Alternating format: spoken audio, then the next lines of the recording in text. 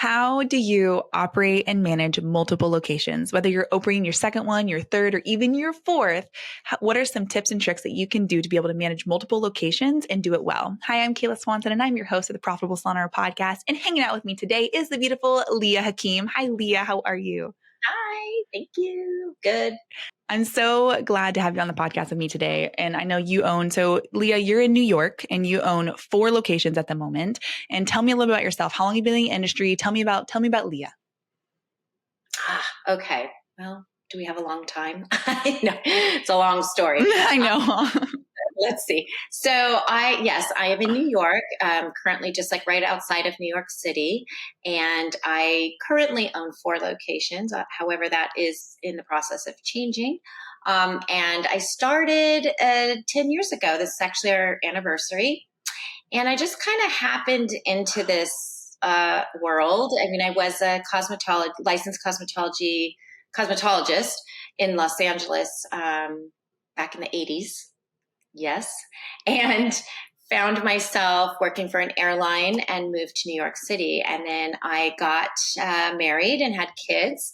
And I always kept up my cosmetology license and did hair kind of on layovers or, here and there, friends or whatever. I did work for a little bit in New York City and just really saw a need when the blow dry bar kind of model hit the scene where that started becoming popular and people were like, what is this? You just go for a blowout. And, it was like really new. And it seemed there was one in our town and it just seemed kind of taking off. It was really hard to get an appointment there. And I said, hey, I think, I see a need here and I think it's something I can do. I'm just going to do it. So I opened my first one 10 years ago. And as you know, with the market of the blow dry bar market has exploded over the last 10 years. And so did my business. So we started really outgrowing the first location quickly. And I opened my second location about a year and a half later. Then and then in a career path move, which we can talk about, I acquired a full service salon that does traditional cuts and colors.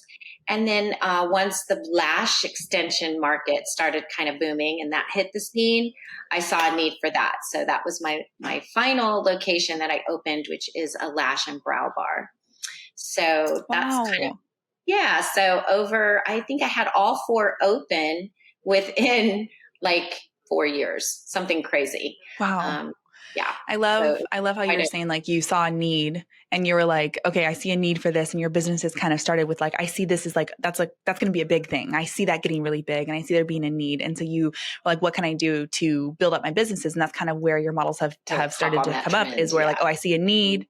Yeah. Hop on the trend or get a part of it or, like being opening based off of like, oh, there's the salon down the street is too full or they're like, it's hard to get into that. Well, then let me open another location. And for you to have opened all 4 within, you said the first 4 years. I think they were all open within 4 years, maybe 5. Yeah. Wow. That is crazy. I love that. So, and that's what we're kind of talking about today. And how do you open and manage multiple locations? And how do you get yourself in a spot where you know what's right, when's the right time, what building to buy, or all those things, like how to have those conversations or realize like whether you are trying to open your second salon or your third salon or wherever you're at in your business, or maybe you're like, man, one day I'd like to own multiple salons. How do I start to have those thoughts and conversations? That's what we talk about today. So Leah, when did you, because I know we talked about like you started your salons because you saw a need, but how did you start to realize that was something that you could manage multiple locations? I think in the very beginning, when I first opened my first location, I did hire a salon coaching company that kind of helped me because I said, whoa, my background is behind the chair originally, and I'm also a flight attendant. So I really didn't have a business background. I certainly didn't have a business degree. So I immediately saw there was a gap there in what I knew and what I needed to learn. And so I sought out a company that could be a coaching, salon coaching company. And that really helped me a lot in the beginning. It really did help me set up some systems and some level systems and things. But remember, I had a blow dry bar, and most of these coaching companies at the time were really about, a full service situation. And it was like, okay, you have to put these numbers into this spreadsheet. And I kept saying, oh my gosh, but I have blow dry. This is a blow dry bar. We're not doing chemicals and things like, how can I make this work? And they're like, well, you just have to make it work. So a lot of it I kind of had to wing in the beginning. I did use these spreadsheets and charts, but I kept thinking like, this doesn't fit. So I started kind of creating out of the box ideas that kind of seemed like they fit. And that helped me be able to manage a little bit in getting into that second location. And unfortunately, right as we were getting ready to open, I had a partner at the time. I thought when I first opened my business, I thought, oh, I can't do this alone. I have younger children and I'm still flying for, as a flight attendant. I'm going to need someone to help me. And so I enlisted a friend that I thought, would be great. And she lived in the town I had, booked or signed a lease for. And unfortunately, as many partnerships don't work out, ours did not. And it seemed to fall apart about 10 days prior to the second location opening. So I got myself, it all fell in my lap. So it was really like, for me, it was kind of sink or swim moment. And I just had to really carve out these processes and systems to be able to do it. I tell people, a lot of people ask me like, well, how is it to go, to have multiple locations? And I say, going from 1 to 2 is the hardest because you have to figure out, well, how am I going to split myself in 2? And both places are going to need me. And really the one that's opening needs me more. But what about the people that are relying on me? So figuring that out between 1 and 2 is really difficult. But once you get that down, then the next 3, 4, 5, 10, 20, whatever, tend to take on, a pretty much a system. It's a process that you can just kind of follow like a manual for me for nowadays. Mm-hmm. Yeah, that's so cool. So what did you do? So preparing, let's talk about preparing to open your first one. How did you make sure that your original salon, like, how did you know that, like, I know that you opened your second one because you were like, well, I saw a need for something else. So you opened another thing, but how did you know that yours first salon was stable enough and in a place where opening a second wasn't going to take a huge hit from you? Well, in all honesty, I didn't. I had the leasing agent from the salon, the shopping center we're in, contact me and say, oh my gosh, I just love your concept. Can you open? And I was like, okay. It felt really good to have somebody, recognize my dream. And I'm like, yes, this is what I want. But I didn't know that. And I will say from experience, I think that is one thing that I can, offer a lot of advice on is, when do you know it's the right time? I mean, it worked out for me. It certainly did. But I think knowing what I know now and all the training that I've, received and all the, support and all the work I've done over the last 10 years, I think I could have done it more efficiently, happier. I could have been happier. Like, we could have been profitable sooner. I had to work those issues out. But I would say that, your utilization, and when you're just really at that point of bursting at the seams, you're ready for a new location. I recently just was in that situation where I did make the jump to another location from that place of, we are just busted at the seams. And it was my original location. I had, done a 10-year lease, and it was very small, and I had really done the best job I could at utilizing the space I had. But I knew if we needed to get to another spot, that next level, I needed a bigger location. I needed to move. So that, now I have a better perspective on how and when you should do that. Yeah, that's cool. So let's talk a little bit more about that. So when you said when you're busting at the seams, so what are some cues as people, because people who are listening who are like, they're just thinking about this process. So they don't know what they don't know. And so what would your advice be on what you should look at when you're trying to open, like, yes, okay, busting at the seams is definitely a part of it. Like, yeah, like you don't even have enough, but what other components or what should you really think about before you even think about opening a second location? Yeah, I mean, that's a great question. It's funny. I just had this conversation earlier today with somebody on a call, and it was like, is it a feeling? Because I think when I think back to when I opened my second one, it was an ego thing. It was like, oh my God, I'm going to have a second location, and it was like, oh, it sounds fun. And there is a lot of fun in doing the build out. For me, I love all that designing, and it's exciting and everything's new and fresh. And it was like, oh, she wants us, we're wanted. And it was like an ego thing, I think, at that time, and it's like, I think you have to really sit with yourself and be like, is this a feeling that I want? Or is this a fact? Are we really busting at the seams? And is it just, I feel like I need a change, or I feel like I want to say I have 2 locations. And I think sometimes people get caught up in that, oh, I'm a multi-location owner. And while it sounds great, trust me, there's things where you're like, it brings on its own new set of problems. So really making sure that those facts line up and that you're not just acting on feelings, and that, it is the right move financially. I think you have to have a team behind you, an accountant, a tax strategist, certainly have in mind some new management or executive team structure so that you can manage 2 groups of people and 2 separate locations, knowing what are your clients going to be like are you going to cannibalize from your first location? How far apart can you be safely? How close can you be safely?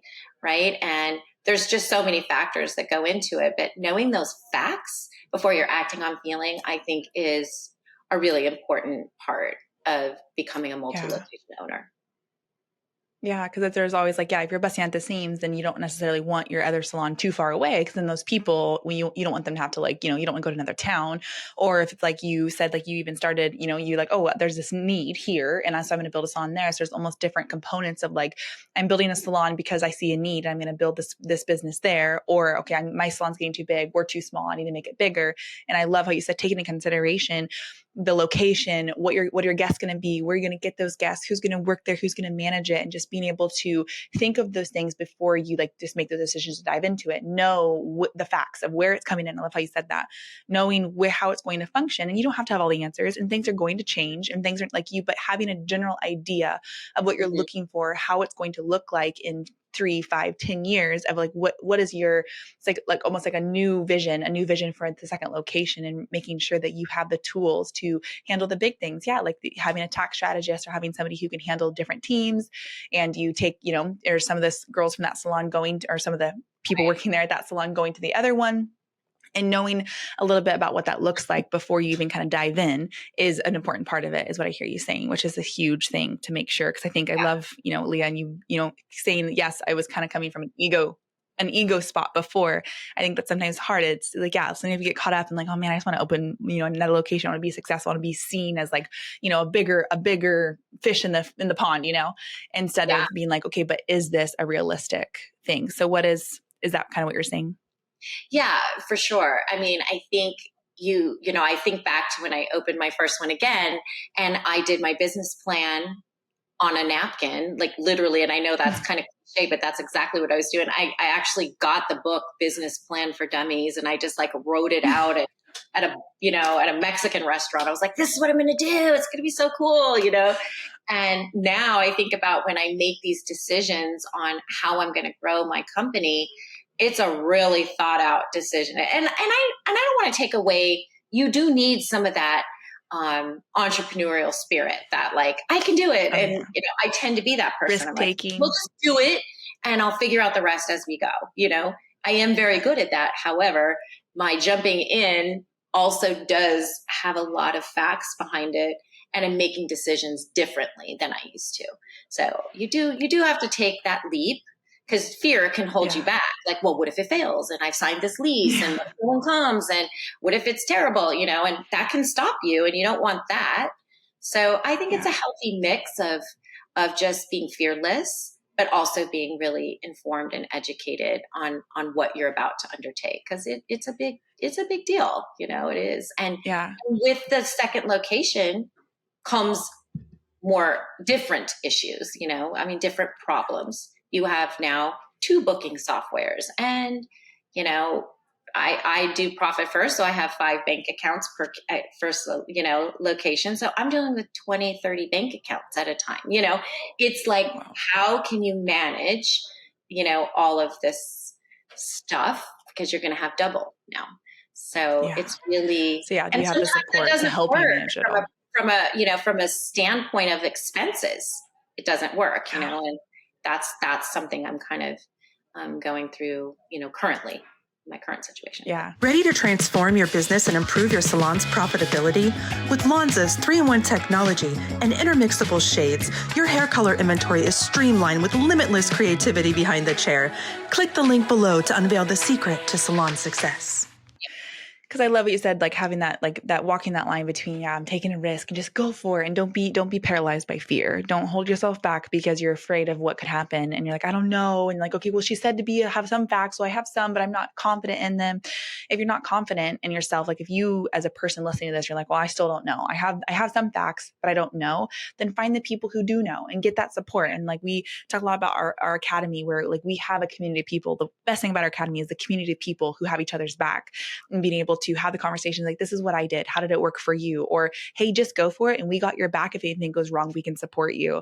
And finding your tribe of people who can support you and who have walked the road before, who can be like, oh yeah, this is how we got through it. Because in the multitude of a lot of people, there's a lot of advice and a lot of mistakes that were made. And, we always say we'll move quicker because we make mistakes faster. And so if you don't do nothing, if you never make that step, if you never make that leap, then you'll never have a second location or a third or be able to move past that. And there's plenty, you can get there, just making sure that it's not willy-nilly, you're not off a whim. It's not an ego thing, making sure you're like, okay, this does make sense for my business. Now let's go for it. Let's jump into it. Right. So Leah, what have been some of like the learning, because I think learning from mistakes is in the vein of learning from mistakes. What have been some of the mistakes that you've made in opening multiple locations that you have learned the most from? I think, again, like I acquired my second location, or I opened my second location right at the time I was having a partnership dissolution.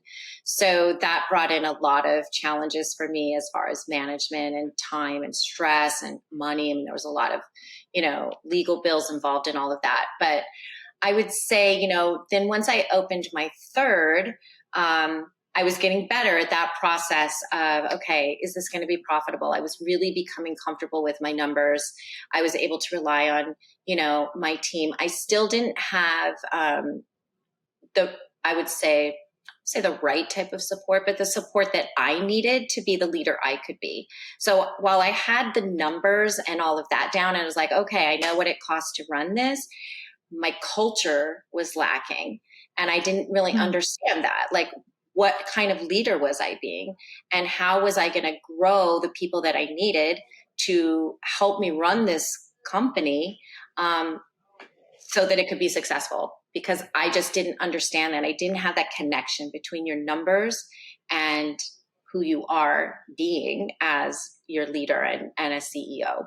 So that was an important lesson for me. And I'm very fortunate in that I did find support there. And I've seen, extreme, huge changes in myself as well as my team. But I would say, not, just you have to be super careful. Again, it really does come down to those numbers of, can this support for software bills and for electric bills and for phone bills and for support staff and for management team and all of the things? It just keeps multiplying out and out.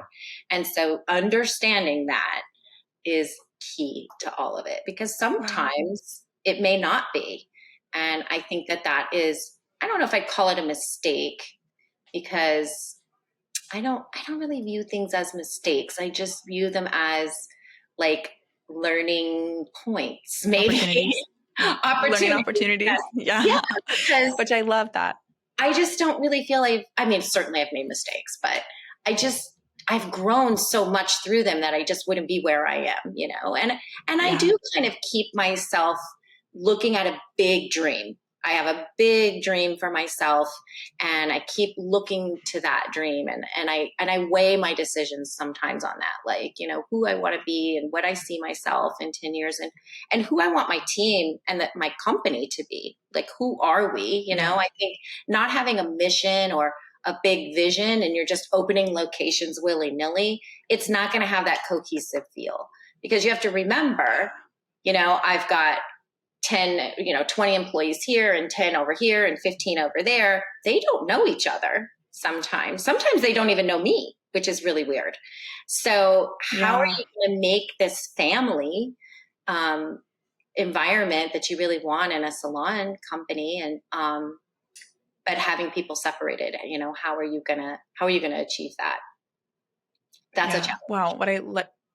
I love, and that's huge. Thinking of, like, are you thinking of opening more locations as like, because even if you change the name, you're like, oh no, they're two completely separate businesses.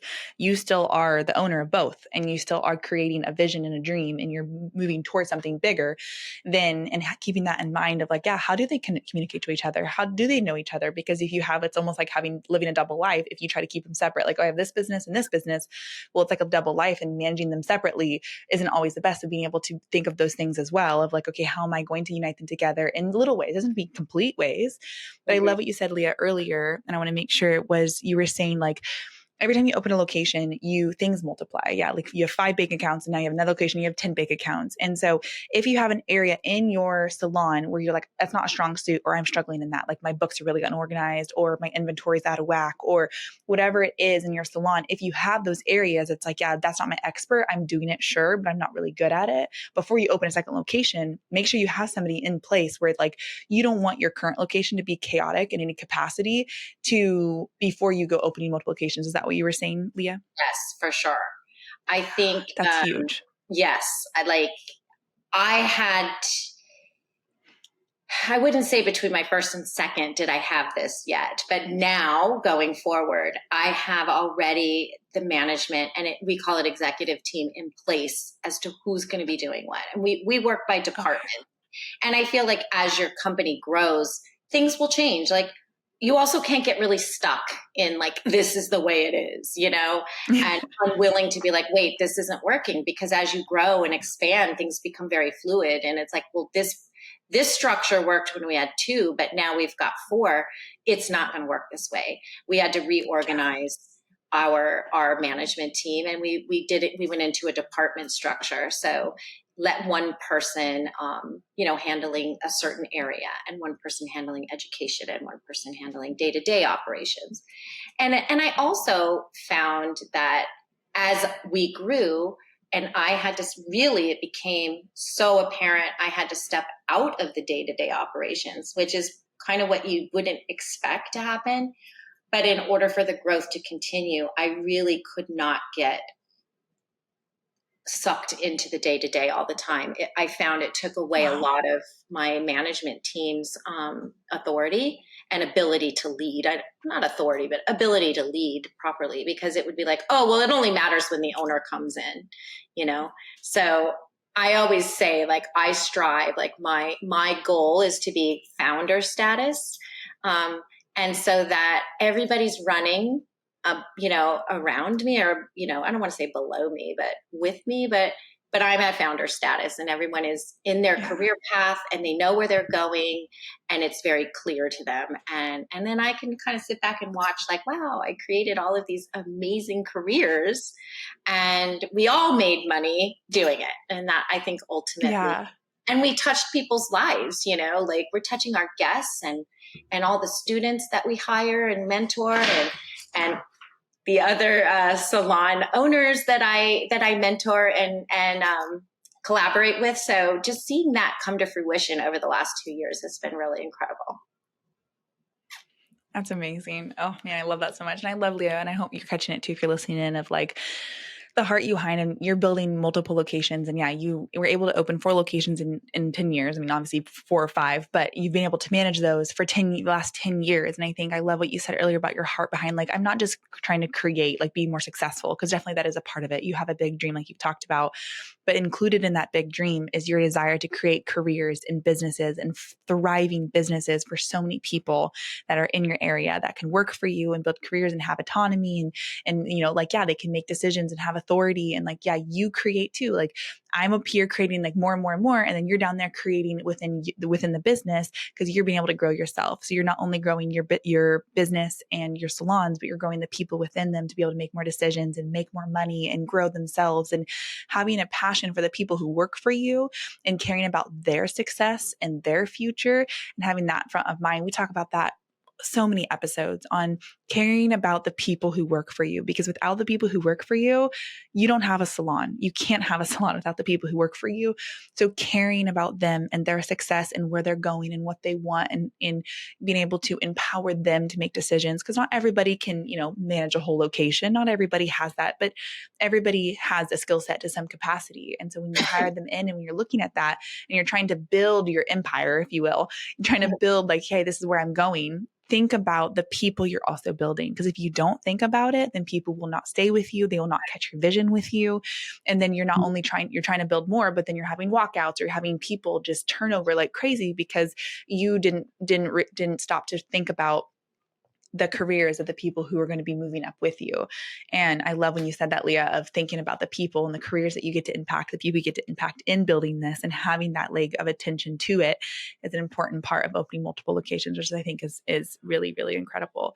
So, I mean, we have a couple minutes left. So tell me, Leah, what are some other things when in managing locations like that? I love what you said, how you stand more, like you got out of the day-to-day, which is really huge. What have been some other components that have really contributed to you being able to successfully manage multiple locations? I think, knowing what my genius is, right? And we spoke about this earlier too. Just knowing what is my strong suit, like what is the easy things for me to accomplish, and letting that be where I focus. And obviously my area in my company is growth. That's what I'm in charge of. And within that area, what is it that comes easy for me? And what doesn't, knowing what I need to delegate or get help with. I think it's super, super, I have found for myself, it's very important that I'm working on myself all the time. And I've had periods where I'm like, okay, I finished up this program, or I'm not doing this, whatever, therapy or whatever. And then I'll see, things start getting hard.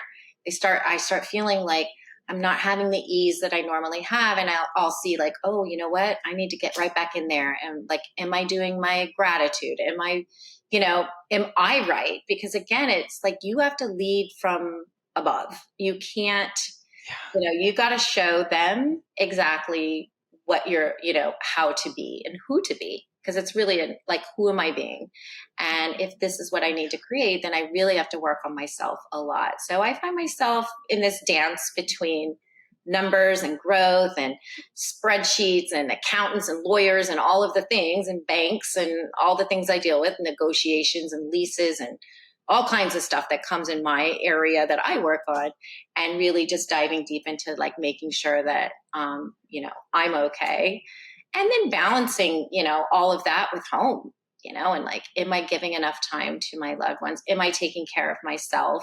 I went through some health issues last year, and that was a big wake up call for me. Like, it was a big change in my company. It really helped define our mission, but it also was a big wake up call. Like, I need to make sure I'm taking care of myself too. And having multiple locations can be really time consuming. And that's something that I think needs to be taken into consideration too. And that when we talked about the facts versus feeling, because you won't be prepared for how much work you're going to do in the beginning, but there is a huge payoff, I will say. I think, at least in my company, knowing what my profit margins are and what I want to grow to also meant like, I need a lot of locations, and being able to multiply that profit. I knew I wasn't going to get there from one location. It just really, the model that I have needs multiple locations. So, again, like knowing where you want to go, I think is huge. Yeah. Yeah. Wow. That's been so cool. So to recap and knowing, so before you're thinking of opening multiple locations, let's figure out where you want to go. What's your vision? What's your big picture, and why? Why do you want another location, and where are you moving towards? And then when you figure out why you want it, then where it's coming from, then figure out, are you actually ready? Is there anything chaotic or anything unorganized? Or is there any area in your salon that is not working, not functioning correctly, a little bit fuzzy? You're like, I know that enough. Well, it's good. If there's any areas in your salon that you don't feel super confident in, or have awareness, or have people in place to take care of those first before you jump in. Know the facts. Know where where you're at actually. What are you doing before? Like, have a little bit whimsical. You got to take a leap no matter what, no matter how prepared you think you are. It is a leap because you never know what's going to happen on the other side of it. You got to just start because you cannot predict everything. But even realizing you cannot predict everything. So don't wait till you think that you have all the answers before you jump, because then you'll never jump if you wait, because you never know everything. And the then growth comes having on a vision. Yeah. I love that. Say that again. The growth comes on the other side of that, of working through all of these things that you're not sure of. That's where it really starts happening. So if you wait until it's perfect, you just won't, because it's never perfect. Yeah. You'll miss it. You'll miss your opportunity. You miss your chance to have that growth and be able to get bigger and create more success than you thought that you could. When you remember opening your very first salon, you opened that door on your first opening day, and now look at you now and what you've created, and it can just get bigger and better in that, if that's your big dream where you want. Because I know salon owners who are like, no, one location's all I want, and that's good for me. But if that is your dream and your desire and someplace you want to get to, then that is what to think about what can be. I love what you said, Leah, the growth on the other side. And so I want to talk more before I know we're kind of out of time, but I want to know, like, because you said that you had a fourth location, but then how do you shift? Like, what if you open a location and you're just like, wait, that wasn't the right call. I need to backslide. How do you navigate those conversations? Or not even, because you're not closing down a location, but talk to me about your fourth going back down to 3. So yeah, that's an important thing to know. And I would hope that you would know what's going to work and not work before you commit. Most of us are signing leases and have guarantees, and it's hard to get out of those things. So I would highly suggest before. But in my case, I had 2 small locations, very small. One was a blow dry bar and one is a lash bar, lash and brows. And the growth was so tremendous that I knew I needed a bigger location. And it really made sense for me to marry those 2 together. And, so while I would be increasing my chance for revenue or increasing my revenue opportunity, I was decreasing my expenses. I was losing one booking system. I was losing one, social media account and my IT account and all the things that we have to run this company. I was going down to 3. So, and I'll be honest, I mean, sometimes, I had to check my own ego. It's like, oh, now I only own 3, but I was like, no, duh, this is like so smart, because I'm going to be having even more profit than I was with 4. So just being really keeping straight, what's feeling and what's fact, and knowing your numbers is just so important. And I'm super excited for my new location, because sometimes our guests they don't cross over, which is odd. I've had this lash bar for a long time, and they're very close to each other, and they're like, oh, I didn't even know you did lashes. So now the people that did lashes are going to be doing blow dries and vice versa. It really opens up a lot of opportunity for our guests to be able to serve our communities in that way. And just, we're having a full refresh, and just, it's exciting. It's an exciting move, but it's been really, really eye-opening for me from a numbers standpoint as to, like, when is it a good idea to do that, to come down into less locations. Yeah, less locations, but making more profitable. Less locations. Exactly. Less expenses, all those things. I love that. So as we're wrapping up here, thinking about, like, what is really best for your salon? Why are you doing it? And also opening a location, realizing this wasn't the right play, this isn't going well, but don't also back out of it because it's not going well or things are getting hard. You can back out of it because it's not a good fit. You can back out of it, but realizing even in the facts, once you have started the process, maybe you've signed a lease and you took the leap and maybe things start to get hard. Don't just back out of it because you're like, this isn't working. This is too hard. I can't do it. Sometimes it's just a matter of find the support, find the people who are like, hey, I've opened this location. I'm kind of in over my head. It's not what I thought it was going to be. There's so many people out there. And if you want one, I can tell you about, join the academy, because we have hundreds of people who've been there, who have opened multiple locations, who can come alongside, like, I know this is going to happen. It's okay. You're going to get through it. Because sometimes you just need somebody to be like, hey, it's going to be okay. And most of the time you can't back out, and it's like, there would be big consequences to backing out. So you 100% seek support, because there's a lot of us out there that have been through this. And I certainly have lots of good stories. I feel like I could write a book or have an episode, have a TV show. But it's, happy at any time to help people, because this is such a beautiful industry. And I love the people that work in this industry, and we have so much to give. We touch people. We really are one of the few industries where we physically touch people, and it's okay. And we can have a lot of influence on them, and it's incredible to see the lives that we touch, with my team and my guests. So I'm super happy that I chose this kind of by accident, but not really by accident, right? But, just like, okay, I'll do that. And boy, was it the best decision ever. So happy. Wow. Oh, that's amazing. Well, cool. Thank you so much, Leah, for sharing your experience and your expertise and your infectious love and desire for what you're doing, and just how much joy you have in what you do, and the empire that you're building, and just loving this industry as much as we do. And hopefully you are as you're listening to this. And so I hope you found a lot of value out of this. If you have any questions and you want any support on opening your location, you're like, yeah, I really want to do that's all said and done, but you still have those fears or those things getting in the way. So I'm going to put a number in the description. You can text us support to that number. Because we've got your back, and we've got the number one community in the beauty industry that can support you and come alongside you and help you open your location or survive a walkout or whatever it is that you're looking at. We've got people who've been through it all. And so if you're looking for somebody who can support you, right. You can text us anytime. Yeah. I know that's a whole nother podcast. So thank you so much, Leah. Thank you those who are listening. Join us today on today's Profitable Salon Owner podcast, and we'll see you next time. Thanks, Leah. Thank you. Bye-bye.